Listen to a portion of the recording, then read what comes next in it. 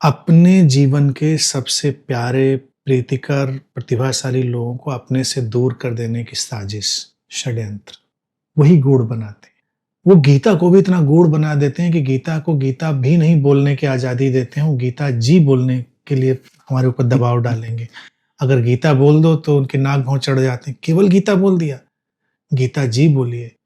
श्री कृष्ण की शुरुआत ही भगवान अवतार उससे शुरू करेंगे, हमने अपने से दूर कर दिया। ये साजिश है, षड्यंत्र है कि हम वहां पर वैसे ना हो सके, हम उस ऊंचाई पर ना पहुंच सके, मनुष्य उसको सीख ना सके।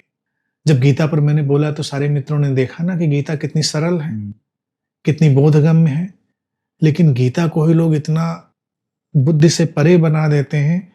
और फिर बुद्धि से परे तभी हो जाती है जब कहते हैं ईश्वर के, परमात्मा के वचन है। बात खत्म हो गई। फिर समझोगे क्या परमात्मा के वचन है, परमात्मा ही समझेगा उनका। श्री कृष्ण का श्री कृष्ण होना इसलिए बड़ा लाभकारी था और दुर्लभ था, और मैंने प्रारंभ गुरुओं की श्रृंखला का इसीलिए उनसे करना चुना कि श्री कृष्ण इतने सरल हैं, इतने सरल हैं कि वो सरलता ही लोगों से बर्दाश्त नहीं होती, वो सरलता ही उनको जटिल लगने लगती।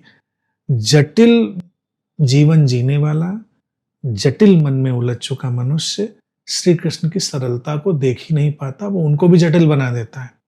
तो श्री कृष्ण जीवन के सर्व स्वीकार में हैं, परिपूर्ण रूप से सरल हैं, जीवन के उत्सव के साथ चलने की बात करते हैं, जीवन से पलायन की वो कहीं बात नहीं करते हैं, जीवन को इसी क्षण पूरी तरह डूब कर जीने को कहते हैं। और ये सब इतना सरल है कि व्यक्ति को लगता है अच्छा ऐसा, लेकिन सरल ही कितना कठिन हो जाता है। पूरे प्रेम से डूबकर हम कहाँ जीते हैं।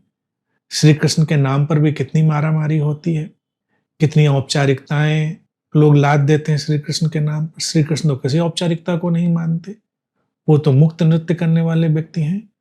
तो श्री कृष्ण का नाम लिख गया है तो इसको यहाँ नहीं रखो, वो कपड़ा पहन लिया तो वहां नहीं रखो, मूर्ति को ऐसे नहीं करो, वैसे नहीं करो, मंदिर में ऐसे नहीं घुसो, वैसे नहीं घुसो। ये सब जड़ताएं हैं, और जड़ताएं ही नहीं, मैं कहता हूँ ये षड्यंत्र है। षड्यंत्र है। ये जो लोग ऐसा करते हैं वो विशुद्ध अध्यात्म को लोगों के जीवन में आने देना नहीं चाहते।